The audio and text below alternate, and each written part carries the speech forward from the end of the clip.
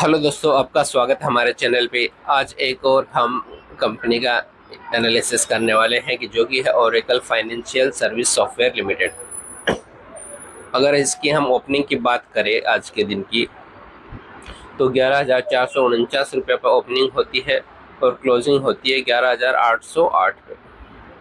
अगर हम इसके पिछले 5 दिन का परफॉर्मेंस देखें तो 5 दिन पहले ये 11,845 पे था और बीच में इसमें काफ़ी ज़्यादा गिरावट देखने को मिली थी और 11,335 के भाव पे आ गया था। वहीं पिछले एक महीने की बात करें तो एक महीने में भी सेम ऐसे उतार चढ़ाव देखने को मिल रहा है।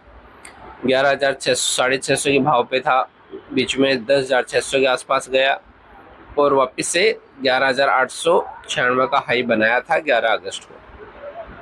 वहीं पिछले 6 महीने की बात करें तो 6 महीने पहले इसका अगर हम देखें तो परफॉर्मेंस बीच में थोड़ा सा गिरा था। फरवरी के करीब ये 7,000 के आसपास था। काफ़ी समय तक ये 6,500 के आसपास रहा, फिर उसमें काफ़ी अच्छी रिकवरी देखने को मिली है। तो पिछले अगर 6 महीने में देखें तो इसने 76.27% का गेन दिया है। और अगर हम इसका थोड़ा मैक्स चार्ट देखें तो ये 2000 अगर हम यहाँ से देखें 2020 से तो 2,500 के आसपास था। ये 2,500 के बाद में इसने काफ़ी एक अच्छी रैली दिखाई थी और ये 12,000 के आसपास पहुंच गया था 2024-25 में। और फिर वहां से इसमें गिरावट देखने को मिली थी। ये 12,000 12,500 के आसपास पहुंचा था 6 दिसंबर 2024 को और फिर इसमें गिरावट हुई थी और ये 6,500 के आसपास पहुंचा था। वापस से अभी इसमें क्या मोमेंटम आ रहा है और वापस से ये 12,000 के जो अपने प्रीवियस 2024 दिसंबर में जो इसने भाव टच किया था उसको उस लेवल पे आने की कोशिश कर रहा है। इसके मार्केट कैप की बात करें तो 1.02 लाख करोड़ का है। पी 30.21 है, तो पी वैल्यू अभी तक इतना कोई ज़्यादा नहीं हुआ क्यों, बिकॉज ये अभी अपने जो पुराना रेट है उसी पे वापस आ रहा है और डिविडेंड यील्ड भी काफ़ी अच्छा है 3.39%। अभी हम इसके कुछ और देखेंगे कि सेल्स कैसा है कंपनी का, रेवेन्यू कैसा आ रहा है, प्रॉफिट क्या हो रहा है। अब अगर हम इसका सेल्स की बात करें तो मार्च 2021 में सेल्स कंपनी का 5,000 करोड़ के आसपास था। एक साल बढ़कर ये 5,221 करीब 5% वापस से बढ़ा है वहाँ से और अगले साल बढ़ के 5,600 के आसपास हुआ। और अगर हम इसमें देखें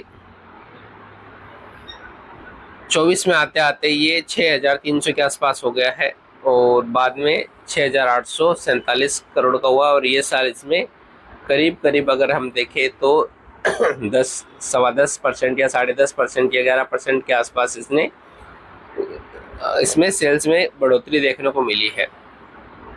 अगर वही प्रॉफिट की बात करें 2022 से तो 2022 में अगर हम ऑपरेटिंग प्रॉफिट है कंपनी का तो वो करीब 2,500 के पास था, फिर 2,700 के आसपास हुआ है और अभी के हाल में देखें तो इसमें थोड़ा अच्छा खासा इम्प्रूवमेंट देखने को मिला ये साल में। पिछले साल 3,000 के आसपास था, फिर 3,400 और अभी करंट 4,500 करोड़ के आसपास इसका प्रॉफिट देखने को मिल रहा है।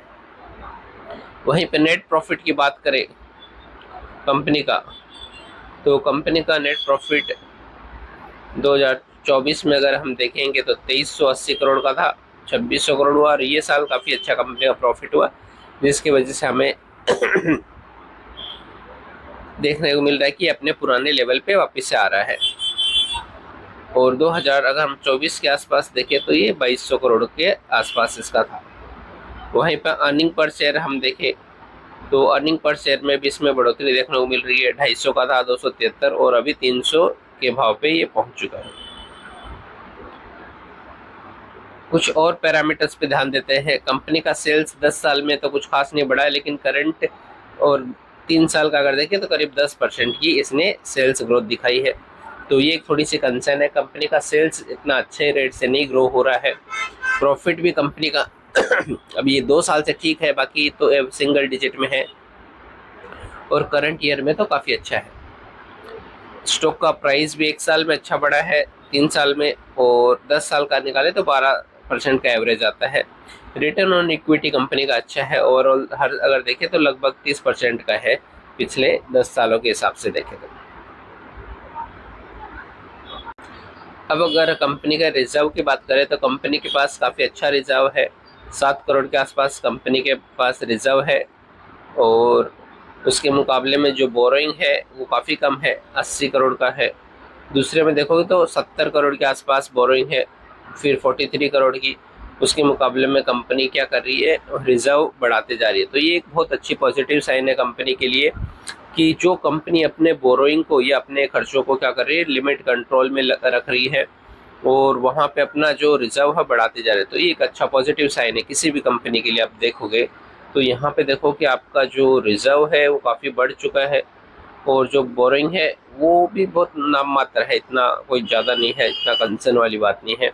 सो ये कंपनी के लिए काफ़ी अच्छी बात है। और टोटल लाइबिलिटीज़ भी देखोगे तो लगभग कंपनी का कांस्टेंट ही है, करीब 10,000 करोड़ के आसपास है। सो ये सबसे अच्छी पॉजिटिव चीज़ हमें देखने को मिली है यहाँ पे। अब अगर हम इसके शेयर होल्डिंग पैटर्न की बात करें तो कंपनी के पास अगर हम देखेंगे तो यहाँ पे प्रोमोटर्स के पास हिस्सेदारी 72 से ज़्यादा % की है। एफआईस ने यहाँ पे मामूली सी बढ़त 1.5% की यहाँ पे बढ़ोतरी दिखाई है। डीआईस ने अपना यहाँ पे माल कम किया है, देखो 1%, आधा %।